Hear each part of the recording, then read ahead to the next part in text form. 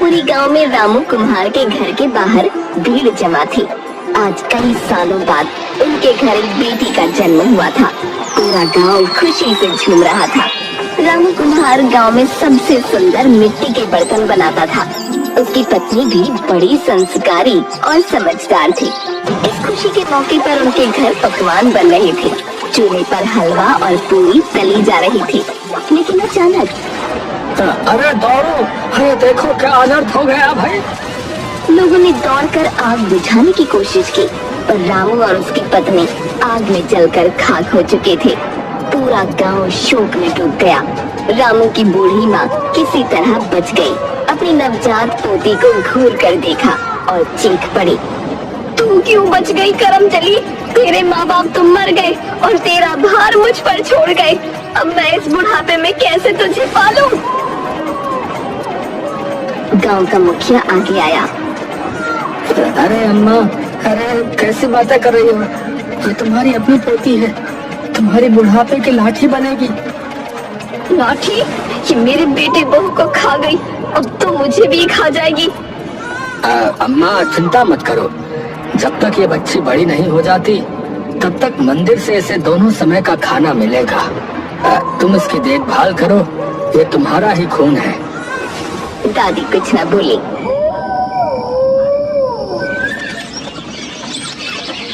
रामू की बेटी धीरे धीरे बड़ी होने लगी। गांव वालों ने उसका नाम मुन्नी रखा। जब वो 3 साल की हुई तो रोज सुबह मंदिर जाने लगी। वो अपने छोटे छोटे हाथों से मंदिर की सफाई करती, भगवान कार्तिकेय की मूर्ति को फूलों से सजाती और उनसे बातें करती। एक दिन वो मूर्ति के सामने बैठी और मासूमियत से बोली, भगवान, अम्मा और बाबू को तुमने अपने पास क्यों बुला लिया? दादी भी मुझसे प्यार नहीं करती, तुम तो मुझसे प्यार करती हो ना? लेकिन भगवान की मूर्ति से कोई जवाब न आया। मंदिर के पुजारी उसकी श्रद्धा देखकर प्रसन्न होते और उसे भोजन के लिए पत्तल में प्रसाद रख देते। बेटी, तू कितनी दयावान है, इतनी श्रद्धा से भगवान के मंदिर की सफाई का कार्य करती है। कार्तिकेय महाराज एक दिन तुझे तेरे सवालों के उत्तर अवश्य देंगे बेटी। मुन्नी खुशी खुशी खाना लेकर घर जाती, लेकिन घर पहुंचते ही दादी उसमें से आधा खाना खुद खा जाती। तेरे भाग्य में तो भूखे लिखी है, इतना अच्छा खाना क्यों अकेले खाएगी? मुन्नी कुछ न बोलती, बस चुपचाप बैठकर जो बचता वो खा लेती। जब मुन्नी सिर्फ 5 साल की थी, दादी ने उसे घूरते हुए कहा, तेरा बाप इतनी सुंदर बर्तन बनाता था कि दूर दूर से लोग उसके घड़े खरीदने आते थे। चल तू भी बर्तन बनाना सीख। अब तू बड़ी हो गई है, मेहनत करेगी तभी तो हम दोनों का पेट भरेगा। कब तक भीख मांगकर जिएंगे? 5 साल की नन्ही सी मुन्नी, जो अभी तक मिट्टी से खेलने की उम्र में थी, अब मिट्टी से बर्तन बनाने की जिम्मेदारी उठाने लगी। वो दिन भर अपनी छोटी छोटी उंगलियों से चाक पर मिट्टी के घड़े और दिए बनाने की कोशिश करती। जहाँ गांव के बच्चे खेलते, वहाँ मुन्नी मिट्टी के बर्तन बनाने में जुटी रहती।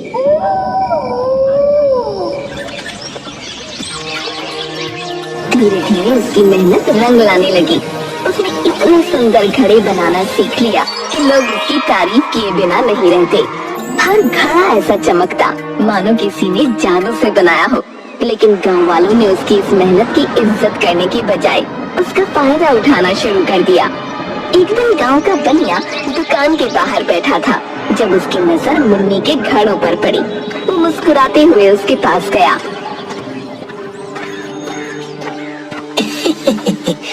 अरे मुन्नी, ये घड़ा तो बड़ा ही सुंदर बनाया है रे तूने। मेरी बीवी ने कहा है कि हमें ऐसे 4 घड़े चाहिए। अच्छा ठीक है भैया, 4 घड़ी बना दूंगी, पर पैसे कब देंगे? बनिया जोर से हंस पड़ा। पैसे? अरे पैसे बाद में दूंगा ना, पहले ये घड़े मेरे घर पहुंचा दे, और हाँ, बदले में तेरे लिए 2 मुट्ठी चने रख दूंगा। छोटी सी मुन्नी को भूख लगी थी। उसने सोचा कि शायद चने से दादी खुश हो जाएगी। उसने बिना कुछ कहे घड़े दे दिए। लेकिन ऐसा हर दिन होने लगा। गांव की औरतें शादी ब्याह में उसके पास आती और बिना पैसे दिए बर्तन उठा ले जाती। मुन्नी बेटा, तेरे हाथ के मिट्टी के दिए बहुत सुंदर है। मेरी बहू की शादी में कुछ दिए मुफ्त में दे दे, भगवान तुझे बहुत देगा। कोई उसे 2 रोटी देकर 4 खड़े ले जाता, तो कोई पुराने कपड़े देकर दर्जनों हांडियां उठा ले जाता। मुन्नी ने सैकड़ों मिट्टी के बर्तन बनाए, लेकिन खुद कभी भरपेट खाना नहीं खा पाई। जब भी वो दादी से पैसे मांगने की बात करती, दादी उसे डांट देती। अरे मूर्ख, मुफ्त में देना सीख, तभी लोग तुझे अच्छा समझेंगे। पैसे मांगकर तू लालची बनेगी क्या? हर साल गांव में कार्तिक पूर्णिमा के मेले का आयोजन होता था। हर कोई नए कपड़े पहनकर आता, मिठाइयाँ खाता और खुशियाँ मनाता। इस बार मुन्नी ने सोचा कि वो भी अपने बनाए हुए बर्तनों की दुकान लगाएगी। सुबह सुबह वो अपने सबसे सुंदर घड़े, दिए और हांडियाँ लेकर मंदिर के पास बैठ गई। हर आने जाने वाला उसकी दुकान देखता, पर कोई खरीदने की बजाय मजाक उड़ाने लगा। अरे मुन्नी, ये बेचने आई है? अरे बहन, हम इसे चने देकर ही सारे घड़े ले लेंगे। हाँ। लोग उसकी दुकान से बर्तन उठाते गए, पर किसी ने पैसे न दिए।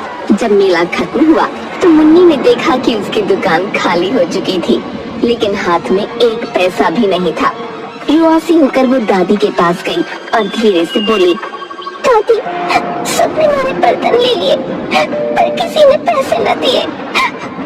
तू ही मूर्ख है, मैंने तुझे पहले ही कहा था, दुनिया मुफ्त की चीजों की कदर ना करती। अब भूख लगी हो तो ये मिट्टी खा ले। मुन्नी की आंखों में आंसू आ गए। उसने आकाश की ओर देखा और भगवान से पूछा, क्या भगवान भी मुझे इसी तरह आजमाते रहेंगे?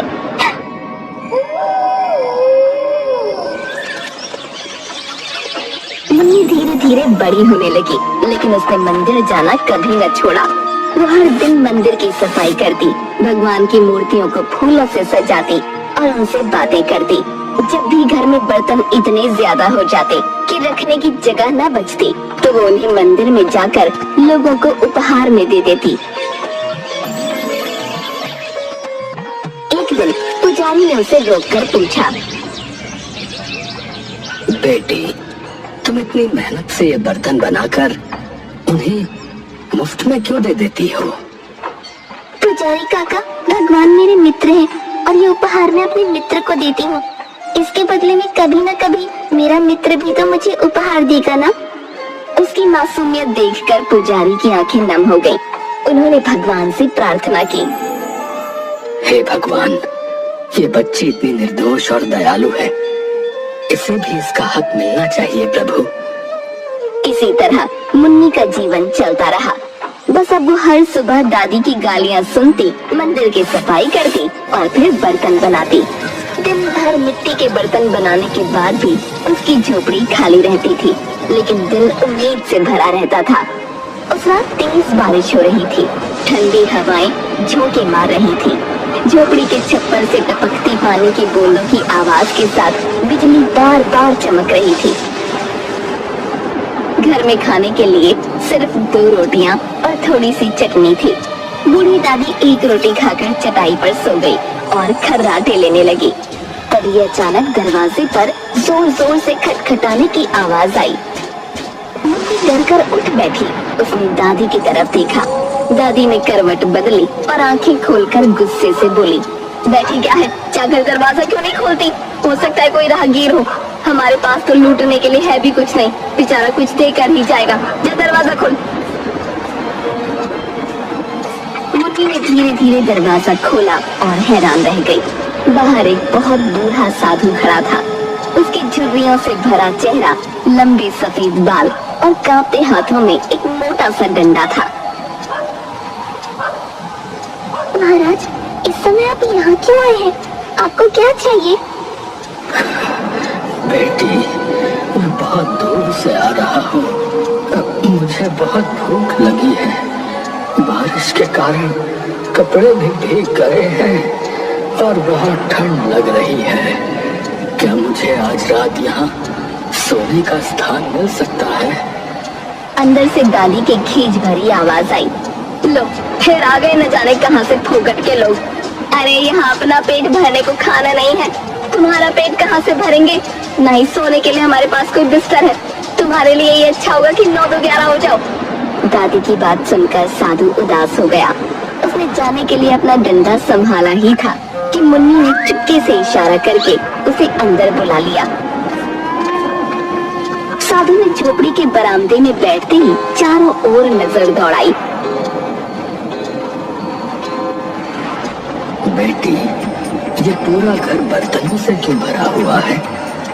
कितने सुंदर घड़े, हांडियां और दिए हैं। तुम इन्हें बेचती क्यों नहीं? महाराज, गरीब से बर्तन भला कौन खरीदेगा? जिसको जरूरत होती है वो कुछ खाने के बदले बर्तन उठा ले जाता है। तो तुम भूखी रहती है? मुन्नी ने सिर झुका लिया। आप बैठिए, मैं आपके लिए खाना लाती हूँ। मुन्नी ने अपने हिस्से की एकमात्र रोटी और चटनी लाकर साधु के सामने रख दी। महाराज, इस समय मेरे पास सिर्फ यही है, दया करके इसी से काम चलाइए। साधु ने भोजन ग्रहण किया और पेट पर हाथ फेरकर जोर की डकार ली। फिर उसने अजीब सा मुंह बनाते हुए पेट पर हाथ रखा। बेटिया, बहुत स्वादिष्ट भोजन था। बेटिया, ये साधु बहुत प्रसन्न हुआ। कई सालों के बाद मैंने पेट भरकर जी भर खाया है। मुन्नी हैरानी से उसे देख रही थी। अब मुझे कोई कपड़ा दे दो ताकि मैं अपने हाथ को पोंछकर साफ कर सकूं। मुन्नी असमंजस में पड़ गई। महाराज, हमारे पास तो तन ढकने के लिए भी कपड़ा नहीं है, आपको पोंछने के लिए मैं कपड़ा कहाँ से दूं? अगर आप चाहें तो मेरे बालों से खुद को साफ कर सकते हैं। साधु ने ये सुनते ही ठहाका लगाया। बेटिया, तो सच में बहुत प्यारी और त्याग की मूर्ति है। इसके बाद साधु ने मुन्नी के लंबे बालों से हाथों को पोंछ लिया। बेटिया, आज के बाद तेरा जीवन बदल जाएगा, लेकिन पुराने मंदिर को स्वच्छ करना मत भूलना। फिर साधु ने डंडा चलाते हुए एक के बाद एक मिट्टी के बर्तनों को तोड़ना शुरू किया। पूरा घर बर्तनों के टूटे टुकड़ों से भर गया। साधु चटाई पर लेटकर खर्राटे लेने लगा। अचानक साधु महाराज चटाई से उठे और जोर की अंगड़ाई ली। उन्होंने देखा कि मुन्नी मिट्टी से नए बर्तन बना रही थी। बेटी, घर में तो पहले से ही इतने बर्तन पड़े हैं, फिर और बर्तन बनाने की क्या आवश्यकता है? मुन्नी ने हाथ जोड़कर विनम्रता से उत्तर दिया। महाराज, ये सारे बर्तन अब इस्तेमाल करने लायक नहीं रहे। दादी के जागने से पहले मैं इन सभी को बाहर रखकर फिर से नए बर्तन बना रही हूँ, ताकि वो नाराज ना हो। साधु ने मुन्नी के बनाए एक बर्तन को हाथ में लिया और ध्यान से देखा। बेटी, तेरे हाथों में तो गजब की कला है। इतने सुंदर बर्तन कोई आम इंसान नहीं बना सकता। फिर उन्होंने अपना डंडा उठाया और बर्तनों के ढेर पर जोर से मारा। टन आवाज गूंजी और अचानक पूरे घर में सुनहरी रोशनी फैल गई। मुन्नी को समझ नहीं आ रहा था कि क्या करे, पर वो चुपचाप बैठी थी। साधु चला गया। सुबह जब दादी उठी और घर की हालत देखी तो उसकी आंखें फटी की फटी रह गईं। अरे मुन्नी, ये क्या किया? सारे बर्तन तोड़ दिए, ये किसने किया? मुन्नी सहम कर चुपचाप खड़ी थी, लेकिन तभी कुछ चमत्कार हुआ। जैसे ही दादी ने एक घड़ा उठाया, वो सोने का बन चुका था। एक एक कर घर के सभी बर्तन मिट्टी की जगह सोने में बदल गए। दादी की हैरानी का ठिकाना न रहा। मुन्नी, जल्दी बता, वो साधु कौन था? क्या उसने कुछ जादू किया? दादी, मैंने तो बस उसे अपने हिस्से की रोटी खिलाई थी। शायद भगवान ने मेरे लिए उपहार भेजा था। अब मुन्नी की किस्मत बदल चुकी थी। वो अब सिर्फ गरीब लड़की नहीं थी, बल्कि भगवान की सबसे प्यारी भक्त बन चुकी थी। सुबह होते ही दादी ने सोने का कुछ हिस्सा बचाया और बाकी खजाने को झोपड़ी के तहखाने में छुपा दिया। धीरे धीरे मुन्नी की झोपड़ी एक भव्य हवेली में बदल गई।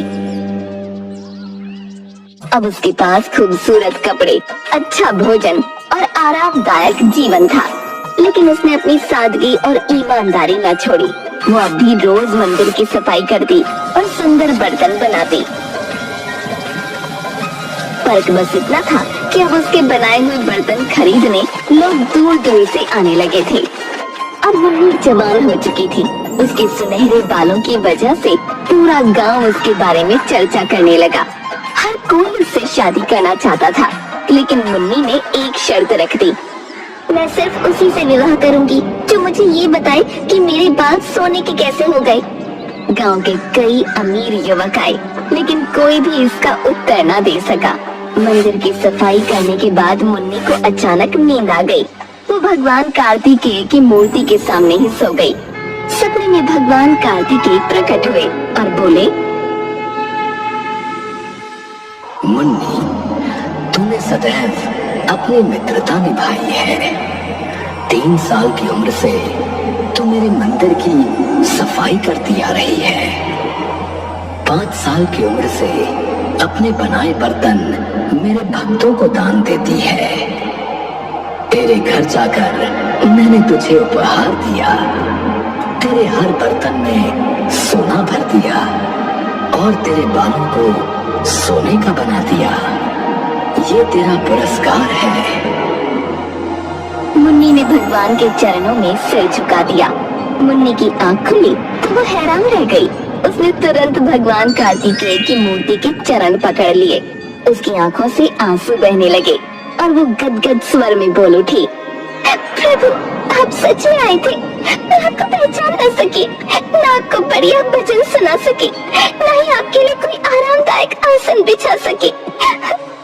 तभी आकाशवाणी हुई। पूरा मंदिर प्रकाश से भर गया। भगवान कार्तिकेय की मधुर वाणी गूंज उठी। मुन्नी, तूने सच्चे हृदय से मेरी सेवा की है। अपने हिस्से का भोजन मुझे अर्पित किया। अपने परिश्रम से बनाए बर्तन मेरे भक्तों के लिए समर्पित किए। मैं तुझसे अति प्रसन्न हूँ। मैं तुझे आशीर्वाद देता हूँ। आज से तू इस नगर की महारानी बनेगी और अब जीवन में तुझे कभी कोई कष्ट नहीं होगा। लेकिन उसके मन में एक सवाल उठ खड़ा हुआ, तो क्या प्रभु अब आप मुझसे मित्रता खत्म कर देंगे? एक बार फिर आकाश से भगवान की वाणी गूंजी, पगली लड़की, भक्त और भगवान की मित्रता कभी समाप्त नहीं होती। मैं हर वर्ष कार्तिक पूर्णिमा के दिन तुझसे भेंट करने आऊंगा। अब जा, सुख के दिन तेरी प्रतीक्षा कर रहे हैं। और सुन, तेरा वर तुझे लेने आया है। मुन्नी तेजी से मंदिर से बाहर आई। बाहर निकलते ही उसने देखा कि राजा हाथ जोड़े खड़े थे। मुन्नी, मैंने सब कुछ सुन लिया है। अब मैं तुम्हारे सुनहरे बालों का रहस्य भी जान चुका हूँ। तो क्या तुम मुझसे विवाह के लिए तैयार हो? मुन्नी ने राजा की आंखों में देखा। वहाँ सच्चा प्रेम और सम्मान झलक रहा था। लेकिन वो जानती थी कि उसे अपनी भक्ति और अपनी कला को कभी नहीं छोड़ना चाहिए। महाराज, अगर आप मुझे अपने हाथों से बर्तन बनाने से कभी नहीं रोकेंगे और हर साल कार्तिक पूर्णिमा को इस मंदिर में आकर वो बर्तन भक्तों में बांटने देंगे, तो मुझे आपकी हर शर्त मंजूर है। राजा ने बिना एक पल की देरी किए सिर झुका दिया और मुस्कुराकर बोले, रानी मुन्नी, मैं तुम्हारी हर शर्त सहर्ष स्वीकार करता हूँ। तुम्हारी भक्ति और सच्चाई के आगे मैं सिर झुकाता हूँ। इसके बाद राजमहल में धूमधाम से मुन्नी और राजा का विवाह हुआ। जो कुम्हार की अनाथ बेटी थी, उसने गरीबी और तिरस्कार झेला। वो अपनी सच्चाई, मेहनत और भक्ति के कारण एक शहर की रानी बन गई। लेकिन उसने कभी अपनी पहचान और भगवान से अपनी मित्रता को नहीं छोड़ा। हर साल कार्तिक पूर्णिमा के दिन वो अपने हाथों से बनाए मिट्टी के बर्तन मंदिर में दान करने आती और भगवान कार्तिकेय के भक्तों में बांटती और तब मंदिर में एक दिव्य आभा प्रकट होती। ये भगवान की मौजूदगी का संकेत है।